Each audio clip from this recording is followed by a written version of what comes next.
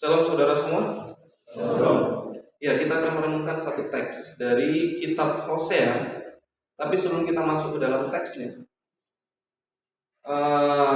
saya berbicara mengenai dari sudut pandang saya pribadi.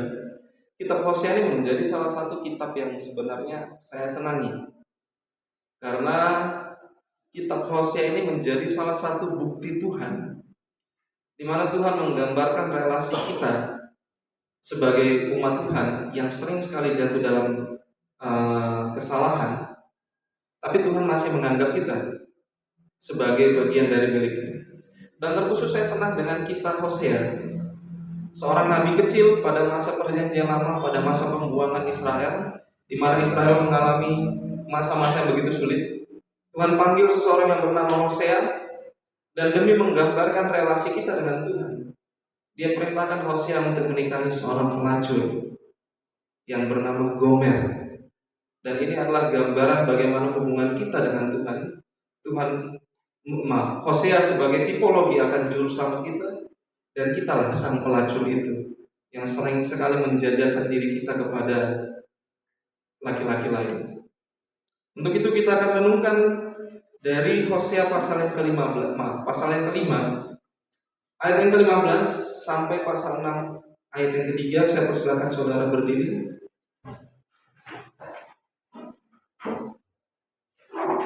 Hosea pasal 5 ayat 15 sampai pasal 6 ayat 3. Begini firman Tuhan. Aku akan pergi pulang ke tempatku sampai mereka mengaku bersalah dan mencari wajahku. Dalam kesesakannya mereka akan merindukan aku. Mari, kita akan berbalik kepada Tuhan, sebab Dialah yang telah menerkam dan yang akan menyembuhkan kita, yang telah memukul dan yang akan membalut kita. Ia akan menghidupkan kita sesudah 2 hari. Pada hari yang ketiga Ia akan membangkitkan kita, dan kita akan hidup di hadapannya. Marilah kita mengenal dan berusaha sungguh-sungguh mengenal Tuhan. Ia pasti muncul seperti fajar. Ia akan datang kepada kita seperti hujan pada akhir musim yang mengairi bumi. Demikian firman Tuhan. Dipersilakan duduk kembali. Saudara-saudara yang terkasih, saya pikir bukan hal yang baru ya ketika kita berbicara hal-hal yang berbau Alkitab. Saya yakin di sini bahkan mahasiswa baru yang baru angkatan pertama semester 2 pasti sedikit banyaknya sudah paham seperti apa kitab-kitab dalam Alkitab ditulis. Pasti sudah mulai paham teologi dasar atau dogmatika dasar. Kemudian masuk ke tingkat di atasnya, sudah mulai paham bagaimana teologi yang terdapat dalam teks. Kemudian sudah paham bagaimana memparsing ayat-ayat di Alkitab. Kemudian naik ke tingkat atasnya, sudah mulai paham bagaimana ilmu hermeneutika, bagaimana menginterpretasikan Alkitab. Kemudian masuk paling atas atau senior, yang dianggap sudah menguasai semuanya dan tinggal menunggu waktu kapan dipanggil. Maksudnya dipanggil untuk melayani ya, bukan dipanggil untuk berpulang ke rumah Bapak. Nah, tapi satu hal yang harus kita pahami, sekalipun saudara mungkin sudah fasih berbahasa Yunani, sekalipun mungkin saudara paham sekali bagaimana prinsip hermeneutika Lutheran, mungkin saudara paham sekali bagaimana mendapatkan dogmatika Alkitab melalui teks yang saudara pelajari, dan beberapa hal penting yang diwajibkan di kampus ini. Ada satu hal yang harus kita renungkan. Apakah pemahaman semua pelajaran yang telah kita lalui menjamin bahwa kita benar-benar mengenal Tuhan? Apakah setiap mata kuliah yang sudah kita lalui benar-benar menjamin bahwa iman kita ini adalah iman yang benar, yang tertuju kepada Tuhan? Pergumulan seperti ini, saudara, sudah terjadi sejak zaman Nabi Hosea. Semasa pembuangan Israel, bangsa ini sering sekali terjatuh atas ketidakpahaman mereka terhadap Tuhan. Mereka mengenal Tuhan, tetapi sesungguhnya mereka tidak kenal siapa itu Tuhan. Ini menjadi tema kita dari teguran menuju pengenalan akan Tuhan. Saudara, satu hal yang harus saudara kita pahami, Secara historis kita harus kembali ke sejarahnya. Hosea ini melayani pada masa di mana kerajaan Israel pada saat itu mengalami pergumulan yang begitu besar dengan satu istilah, yaitu ketidaksetiaan. Saya ulangi, permasalahan yang terjadi itu cuma satu saja, ketidaksetiaan. Kalau kita kembali ke pasal 5, saya bertanya-tanya, kenapa teks minggu ini harus dimulai dari pasal 5 ayat ke-15 kemudian dilanjutkan pasal 6 ayat 1 dan 3? Itu kan aneh ya, janggal sebenarnya kalau kita lihat teksnya. Kalau kita perhatikan ada tanda kutip di teks itu, versi terjemahan LAI, sama juga dengan versi terjemahan beberapa bahasa Inggris. Dan setelah saya pelajari teks ini banyak perdebatan. Sebenarnya ini perkataan siapa? Apakah ini perkataan Nabi Hosea? Atau ini perkataan Allah langsung? Begitu ya? Ada satu hal yang harus kita pahami terlepas dari perdebatan seperti itu. Siapapun yang berkata demikian, atau siapapun yang mengatakan hal itu, ada satu hal yang mau kita pelajari, bahwa Tuhan menegur umatnya untuk menyingkapkan segala perbuatannya. Kita lihat teksnya, saudara. Kalau kita kembali ke ayat 15 pasal 5, di sana dikatakan ya bahwa Tuhan menarik dirinya ya. Betul? Dia mengatakan bahwa aku akan pergi pulang ke tempatku. Tuhan bilang seperti itu. Kalau kita pahami, kita lihat secara sekilas, seolah-olah Tuhan sedang lari dari umatnya, atau Tuhan sedang meninggalkan umatnya pada saat itu.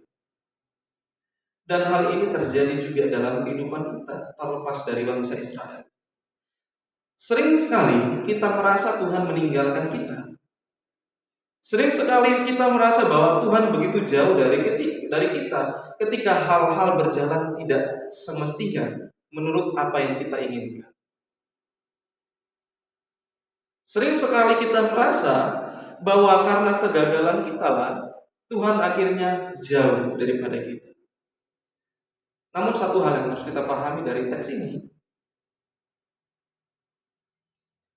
kadang-kala Tuhan menarik dirinya. Ini bukan tindakan Dia melupakan kita, melainkan ini bentuk tindakan kasih sayang Tuhan bagi kita. Saudara, istilah Hosea ketika dia mengatakan aku akan pergi pulang ke tempatku, ketika kita pelajari istilah ini adalah kasih sayang yang tidak berkesudahan. Kita pasti pernah ya berada di satu posisi ketika kita mulai cekcok dengan orang tua, walaupun itu tidak cekcok besar, tapi mulai terjadi perdebatan dengan orang tua. Kadang-kala tuh orang tua kita mengambil sikap diam terhadap kita. Pernah? Pernah ya? Saya sering sekali. Bahkan ibu saya semasa hidupnya dia lama diam dengan saya. Lama sekali diam. Dia bersikap dingin. Bukan ini bentuk tidak kasih. Bukan ini karena dia tidak mengasihi, atau bukan karena orang tua ingin meninggalkan kita, tapi ini bentuk pelajaran yang diberikan kepada kita agar kita menyadari dosa kita, agar kita menyadari di mana titik salahnya kita. Dan ini terjadi bagi bangsa Israel pada saat itu, dan terjadi lagi pada kita hari ini. Setiap kali saudara merasakan bahwa Tuhan seolah-olah jauh dari hidup kita, itu bukan Tuhan meninggalkan kita, tapi Tuhan mau menyingkapkan kita dari segala kesalahan kita. Kita mau mencari kesalahan kita, sama halnya Tuhan menginginkan bangsa Israel melakukan hal yang sama pada saat itu. Tuhan tidak bersikap dingin kepada kita, tapi Tuhan menginginkan kita menyadari segala dosa kita. Mungkin kita merasa kita aman-aman saja ketika kita memahami dogmatika yang benar. Mungkin kita merasa kita aman-aman saja ketika kita melakukan prinsip hermeneutika yang benar ketika kita akan berkhotbah, dan Tuhan akan selalu dekat dengan kita. Tidak. Saya pernah dengar satu teolog berkata begini. Justru tempat paling berdosa yang pernah kukunjungi adalah tempat belajar Alkitab. Dan saudara tahu siapa yang berkata demikian? Luther. Martin Luther pernah mengatakan pada masanya, tempat paling hina yang pernah kukunjungi di dunia adalah tempat belajar Alkitab. Kadang-kala kita merasa aman di balik dogmatika yang sudah kita pahami. Kadang-kala kita merasa aman karena nilai akademis kita yang mumpuni. Dan kita mulai merasa bahwasanya kitalah yang mengenal Tuhan. Tidak, bangsa Israel juga sama seperti kita. Mereka berpikir hanya mereka yang memiliki Allah yang benar. Mereka berpikir mereka memegang hukum ibadah, hukum sipil dan hukum moral, maka kamilah bangsa yang benar di hadapan Allah. Nyatanya tidak. Satu kata kuncinya tadi, ketidaksetiaan dalam menjaga segalanya. Dan disinilah firman Tuhan kita butuhkan untuk menyingkapkan segala kegagalan kita. Ketika bangsa Israel gagal, kita pun gagal hari ini. Oleh karena itu, kita memerlukan hal yang kedua, yaitu pertobatan. Saudara, kalau kita kembali ke teksnya, di pasal 6 ayat 1 ada satu kata kunci di sana, berbalik. Disinilah kita dapat menyimpulkan bahwa kata berbalik ini menunjukkan tindakan pertobatan. Saya sering bertanya kepada mahasiswa, seperti apa sih pertobatan itu? Kalau yang senior saya yakin sudah ingat ya, pertobatan. Di saat dunia mengatakan pertobatan itu berbalik dari kesalahan, di saat dunia mengatakan bahwa pertobatan itu menyesali perbuatan yang jahat dan tidak melakukannya lagi, Hosea mengatakan kepada kita hari ini, pertobatan yang sejati adalah berbalik kepada Tuhan. Saya ulangi, pertobatan yang sejati adalah berbalik kepada Tuhan. Saya yakin saudara yang sudah mempelajari gramatika ini hal yang menarik ya. Hosea tidak berputus pada satu kata berbalik saja, tidak. Dia berbalik kepada Tuhan. Pertobatan yang sejati tidak cukup hanya mengganti perbuatan saudara yang lama dengan perbuatan yang baru. Pertobatan yang sejati tidak cukup hanya dengan rasa penyesalan, tapi pertobatan yang sejati harus berbalik dari kejahatan dan kembali kepada Tuhan Juru Selamat. Ini yang disimpulkan oleh Katekismus Luther, saudara. Pertobatan itu, selain kita menyesali akan kesalahan kita, kita juga mempercayai Tuhan Sang Juru Selamat yang mengampuni dosa tersebut. Ini menarik, saya ulangi. Ketika dunia mengatakan bahwa pertobatan hanya berbalik dari kesalahan, Alkitab, firman Tuhan yang benar hari ini mengatakan berbalik saja tidak cukup kalau tidak berbalik kepada Tuhan yang benar. Kita kembali ke sisi sejarah, saudara-saudara, teman-teman semua. Pada masa Nabi Hosea melayani bangsa Israel pada saat itu sebagai nabi, satu kata kuncinya tadi, bahwa mereka nggak setia. Tidak setia dalam hal apa? Mereka melakukan penyembahan berhala. Mereka mempraktikkan tindakan ketidakadilan sosial. Bahkan mereka terlalu mengandalkan kekuatan politik dibandingkan dari kekuatan Tuhan itu sendiri. Sama bukan dengan kita hari ini? Sama ya? Sama dengan kehidupan kita hari lepas hari? Bedanya kita enggak berhala, kita enggak menyembah berhala dengan patung yang seperti mereka lakukan. Bedanya, kita tidak melakukan ketidakadilan sosial seperti yang mereka lakukan. Mereka semakin menekan yang miskin, yang kelaparan, dan semakin memperkaya yang hidupnya aman-aman saja. Tidak, kita enggak melakukan itu. Tapi kita masih melakukan hal yang sama. Kita melakukan berhala hari ini? Ya. Sering sekali kita melakukan berhala atau melakukan penyembahan berhala tanpa kita sadari. Contoh kecilnya, kita menuhankan diri kita sendiri dan melupakan kekuatan Tuhan. Sama halnya yang terjadi dengan bangsa Israel pada saat itu. Kita lebih mengedepankan kemampuan kita sendiri saat masalah mulai tiba. Kita mulai mengedepankan kemampuan kita dengan menghafal pelajaran yang selama ini kita telah lalui H-1 sebelum ujian. Betul? Betul ya? Nanti kalau nilainya rendah, jangan salahkan Tuhan, tapi salahkan diri kita. Karena kita yang terlalu mengandalkan Tuhan, mengandalkan diri kita dibandingkan Tuhan. Tapi enggak juga nanti, saya berdoa kepada Tuhan 7 hari 7 malam, saya puasa, nanti Tuhan akan tolong saya. Enggak begitu juga ya. Nanti kalau nilai saudara tetap rendah, Tuhan yang salah kali ini. Enggak. Kemudian kita juga lebih mengandalkan kekuatan, kemampuan yang kita miliki di dunia sehari-hari. Contoh kecilnya, ketika rasa sakit mulai tiba, kita mulai berkata, maaf, ini ada satu fenomena ya sebenarnya. Puji Tuhan ini tidak terjadi di gereja kita.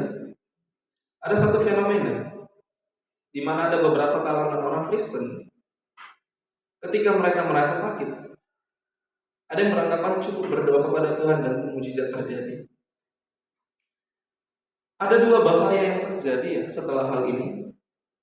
Bayangkan kalau penyakitnya tidak sembuh, maka pihak yang salah adalah Tuhan. Atau kemungkinan yang kedua, kalau dia sembuh, maka dia mulai muncul kesombongan atau keangkuhan di dalam dirinya. Cukup dengan berdoa. Dan dia ajarkan prinsip itu kepada pihak lain dan hal itu nggak terjadi di pihak lain. Siapa yang salah? Kembali ke bahaya yang pertama, Tuhan yang salah. Ini terjadi pada kita pada hari ini. Dan puji syukurnya saudara-saudara, Tuhan mengingatkan kita hari ini. Daripada Anda mengandalkan kemampuan Anda, daripada kita mengandalkan kekuatan kita, Tuhan justru mengajarkan, berbalik saja kepadaku, aku akan memberikan segala kelegaan kepadamu. Dan satu hal yang menarik, kata berbalik ini juga pernah dikatakan Yesus dalam Injil. Ketika Yesus mengatakan, datanglah kepadaku hai kamu yang letih lesu. Ini yang Nabi Hosea ajarkan kepada kita untuk melihat Sang Juru Selamat yang datang di Perjanjian Baru. Selanjutnya saudara, poin yang terakhir, ketika Tuhan menegur kita dan kita bertobat kepada Tuhan, kita memerlukan hal yang ketiga, yaitu pengenalan yang membawa pemulihan. Saya akan bacakan ayat yang ketiga sekali lagi kepada kita. Marilah kita mengenal dan berusaha sungguh-sungguh mengenal Tuhan. Mungkin bagi sebagian orang kalimat ini sepele, tapi coba kita perhatikan struktur kalimatnya saudara-saudara. Ini kan seolah-olah kalimat yang mubazir ketika Hosea menggunakan 2 kali kata mengenal. Ini merupakan kalimat yang seolah-olah berlebihan. Tapi kata mengenal di sini bukan hanya pengetahuan secara intelektual, bukan hanya pemahaman berdasarkan pikiran semata, tapi istilah mengenal merupakan pengenalan yang hidup ketika seseorang memiliki relasi dengan pihak lainnya. Artinya apa? Selain ayat-ayat ini menegur kita, atau perkataan dari Nabi Hosea, teks dari kitab Hosea ini menegur kita, teks hari ini mengingatkan kita bahwa ketika saudara mengetahui ilmu yang begitu banyak, saudara tidak hanya mengerti teologi secara sistematik, tapi saudara juga mengetahui ilmu-ilmu sekuler lainnya. Hal ini tidak menjamin bahwa Anda, saya, dan kita semua benar-benar hidup dan mengenal Sang Juru Selamat yang sesungguhnya. Pengetahuan tanpa relasi tidak akan pernah menghasilkan kehidupan rohani. Tapi ini satu hal yang harus kita pahami. Ketika tadi dikatakan di awal bahwa Tuhan menarik dirinya, Tuhan tidak sedang meninggalkan kita, saudara. Tuhan sedang menegur kita supaya kita menyadari setiap kesalahan kita. Tuhan ingin kita berbalik kepadanya, dan Tuhan menginginkan kita sungguh-sungguh mengenal siapa dirinya. Dan wujud Tuhan pada masa Nabi Hosea yang dilupakan oleh bangsa Israel pada masa itu dapat kita lihat dalam bentuk Yesus Kristus yang hadir dalam bentuk daging dan darah di masa perjanjian baru. Oleh karena itu saudara, Nabi Hosea menggambarkan Tuhan di perjanjian lama sama seperti fajar yang terbit dan hujan yang menyuburkan bumi. Saya ketika mempelajari teks ini, saya pikir ini kalimat puisi biasa. Itu ya, di ayat 3 ya, di ayat terakhir. Saya pikir itu ayat puisi biasa dari Nabi Hosea yang tercatat dalam teks itu. Tapi setelah saya pelajari, ada satu gambaran yang menarik dari kalimat ini. Hosea menggambarkan Tuhan itu seperti fajar yang terbit. Seperti fajar yang masih terbit dan hujan yang menyuburkan bumi. Begini, ini dua hal yang gak mungkin. Ada satu hal yang gak mungkin dan ada satu hal yang udah pasti.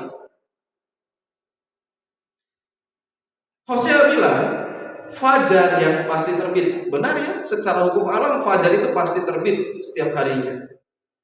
Dan hujan yang menyuburkan bumi, ini hal yang tidak pasti, saudara. Sepakat kita ya? Hujan yang menyuburkan bumi ini tidak pasti ya. Kenapa saya mengatakan demikian? Kalau kita kembali ke pada masa itu, bahkan ini masih serupa dengan kita hari ini di Indonesia. Hujan itu bisa kita prediksi, di akhir tahun pasti mulai, tapi kita nggak tahu kapan terjadinya. Benar? Benar ya? Sama halnya seperti ini. Kita tahu nanti jam 12 siang itu akan istirahat. Tapi kita nggak benar-benar tahu apa yang akan terjadi jam 12 siang. Sepakat ya?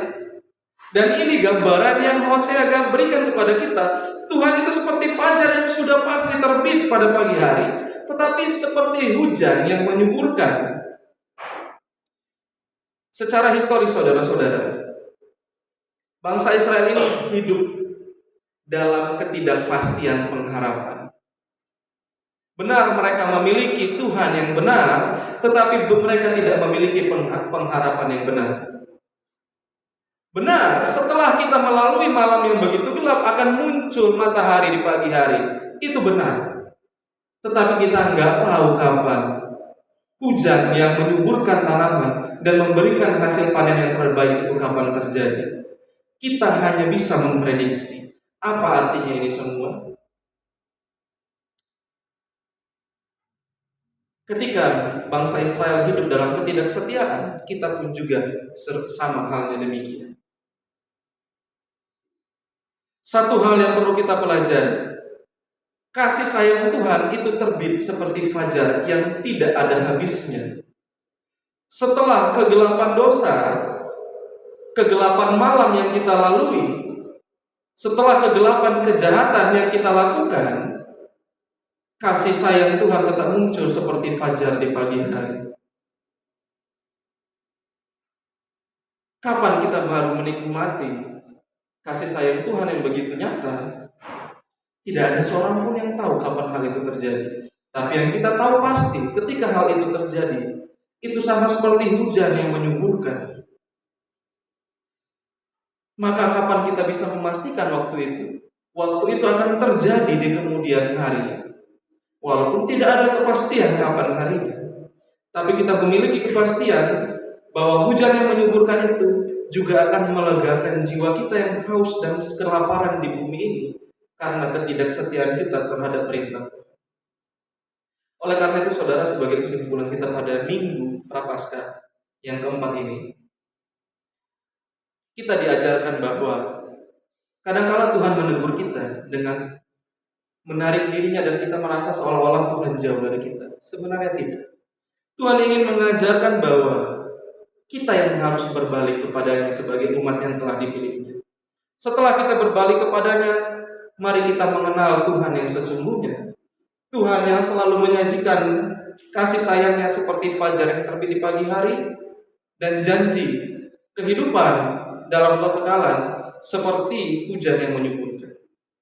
Untuk itu, kita diajak untuk bersukacita pada minggu ini, bahwa tidak lama lagi kita akan memperingati kematian Yesus Kristus yang adalah penggenapan dari fajar yang terbit dari pagi hari dan hujan yang menyuburkan bumi dan yang menenangkan jiwa setiap orang yang berdosa. Amin.